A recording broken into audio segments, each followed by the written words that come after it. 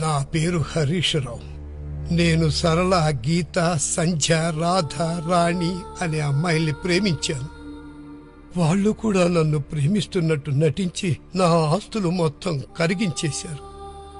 నాకిప్పుడు heart operation జరగబోతోంది. బహుశా ఇకపై నేను బతకకపోవచ్చు. దురదృష్టవశాత్తు ఆయన కాపాడలేకపోయాం. అతని వయసు కేవలం 90 సంవత్సరాలు మాత్రమే. అమ్మాయిని ఎవరు కోరుకోరు, కానీ ఎంత మూల్యానికి? ప్రేమ భారీ గిఫ్ట్లు కోరుతుంది. ప్రేమించడం మీకు హానికరం.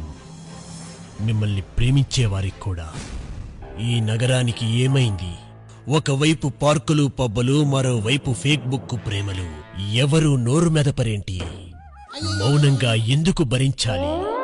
ఈ నిర్లక్ష్యపు ధోరణికి పాడాలి చరమగీతం. విచ్చలవిడిగా ప్రేమించుకుంటూ ఎక్కడ కనిపించినా ఉపేక్షించకండి. బహిరంగ ప్రదేశాల్లో ప్రేమించుకోవడం నిషిద్ధం. అతిక్రమణకు తప్పదు జరిమానా.